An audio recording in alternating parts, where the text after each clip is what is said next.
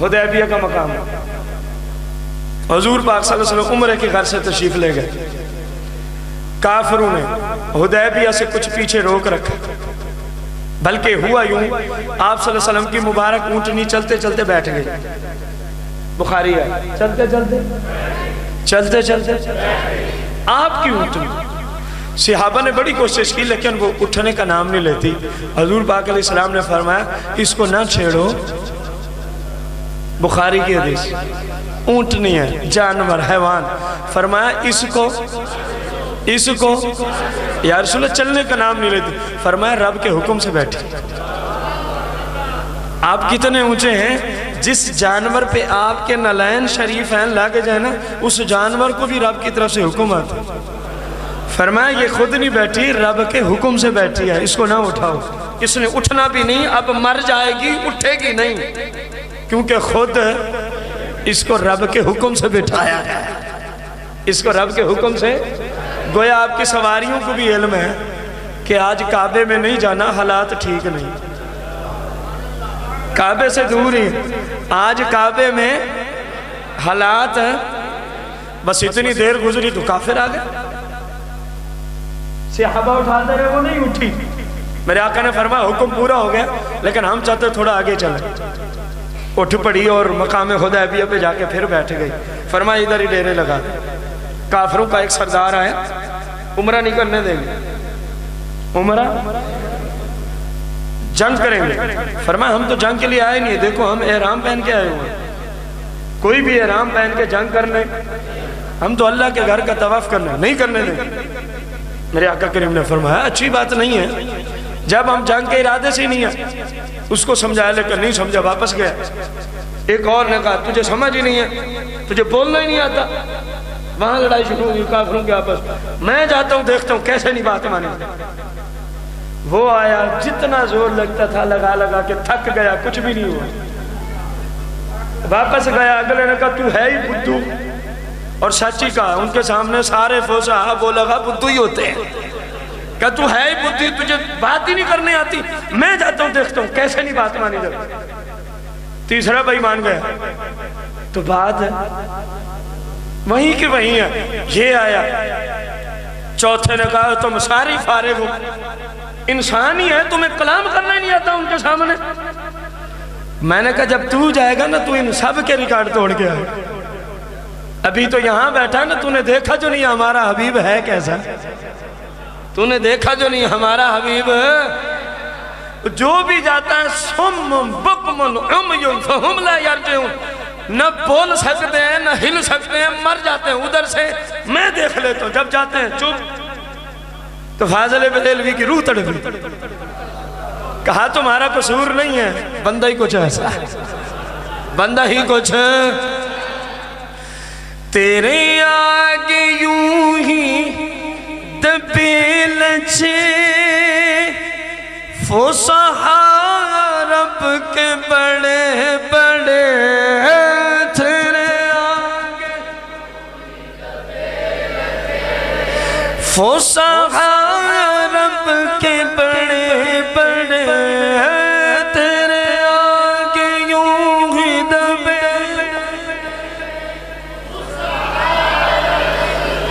بڑے بڑے، تیرے آگے مل کے پڑھ، تیرے آگے یوں ہی دبے لچے بڑے بڑے، کوئی جان منہ میں زبان گی ہے، کوئی جان میں زبان گی، کوئی جان منہ زبان گی نہیں، بلکہ جسم میں جان ہے، سلو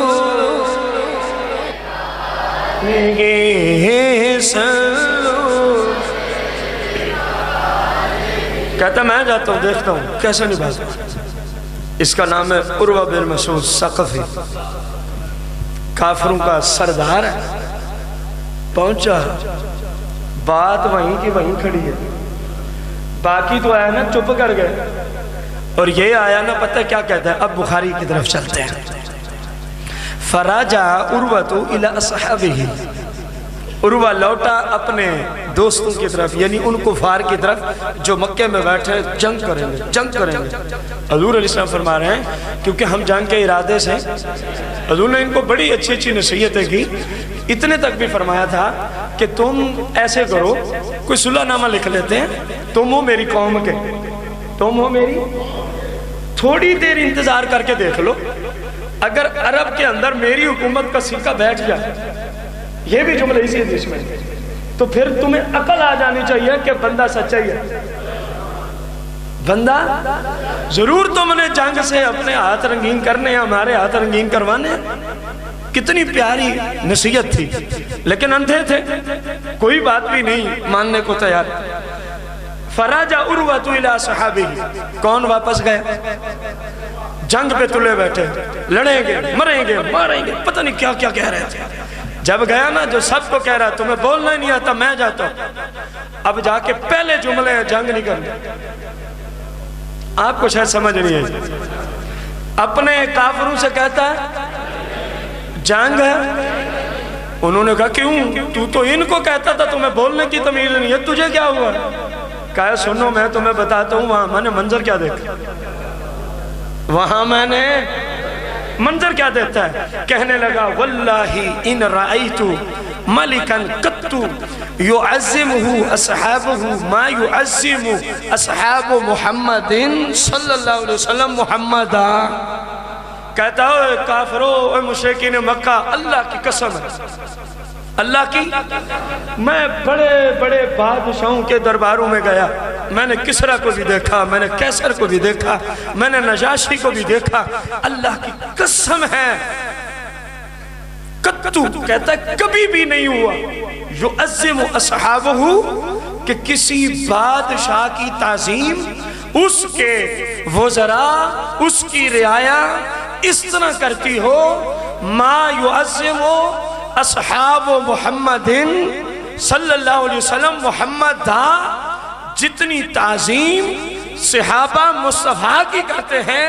کہا اللہ کی قسم ہے، نہ کیسر کی کوئی کرتا ہے، نہ کسرا کی کوئی کرتا ہے، نہ نجاشی کی کوئی کرتا ہے۔ کہا جاننا نہ کرنا، انہوں نے کہا یار کچھ بتا تو صحیح، کچھ بتا تو صحیح۔ کہا سنو واللہ ان تنخم نخام، واللہ ان تنخم نخام الا وقع فی کف رجل منہم۔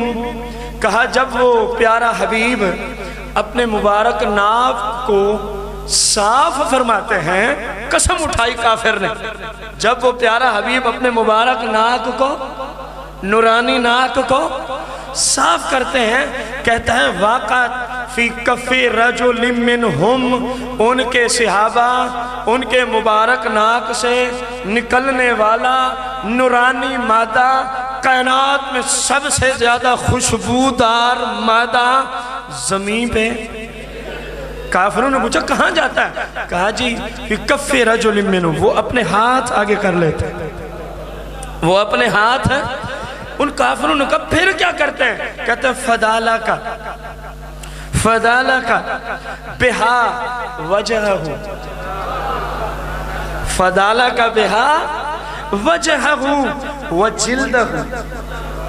کہا مصطفیٰ کے مبارک نورانی ناک سے نکلنے والے نورانی مادے کو صحابہ اپنے ہاتھ پہ لے کے پھر اپنے چہروں پہ مال لیتے، وجلدہ، اپنے جسم پہ مل لیتے ہیں۔ اور اگلی بات کہتا ہے وَإِذَا أَمَرَهُمْ ابتدروا امرہ، اور جب وہ حکم دیتے ہیں نا کسی بات کا تو ہر بندہ ایک دوسرے سے بڑھ کے آگے حکم کی اتباع کرنے کے لیے گویا لڑنے لگے، گویا آپس میں۔ وَإِذَا تَوَدَّعَ، اور جب وہ بیٹھتے ہیں نا وضو فرمانے، چلو صحابہ سے نہیں اتفاق تمہارا تو اپنی برادری سے ہی اتفاق کر لو۔ کافر کہہ رہا ہے، کافر کا وَإِذَا تَبَدَّعَ، جب ان کا رسول بیٹھتا ہے نا بلند آواز سے وضو کرنے تو قَادُوا یقتتلون علی وضوئہ، دور سے پتہ چلتا ہے جنگ شروع ہو گئی، دور سے پتہ چلتا ہے۔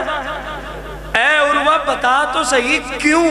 کہہ رہے جی ان کے وضو کا مبارک پانی لینے کیری غرض سے، اس مبارک پانی سے برکت لینے کے غرض سے یوں اشاک جھپٹتے ہیں، دور سے پتہ چلتا ہے شاید کوئی لڑائی ہو رہی ہے، شاید کوئی لڑائی ہو رہی ہے۔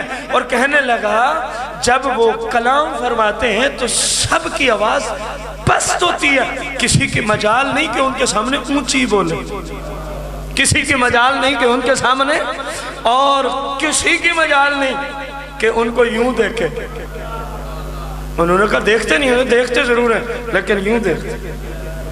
کہا جی تعظیم مصطفیٰ کی وجہ سے۔ عروہ نے کہا اے کفار قریش یاد رکھو جس نبی علیہ السلام کا مبارک ناک کا نورانی مادہ، ان کے شاگرد، ان کے دوست، ان کے صحابہ، ان کے غلام زمین پہ نہ جانے دیں، جن کا لعاب دہن زمین پہ نہ گرنے دیں، جن کے وضو کا پانی زمین پہ نہ جانے دیں۔ تمہارا دماغ خراب ہوا ہے، اس ذات کے خون کے پیاسے ہو، وہ تو ان کا لعاب نہیں نیچے جانے دیتے، تمہاری جرأت نہیں مصطفیٰ سے جنگ کرنے کی۔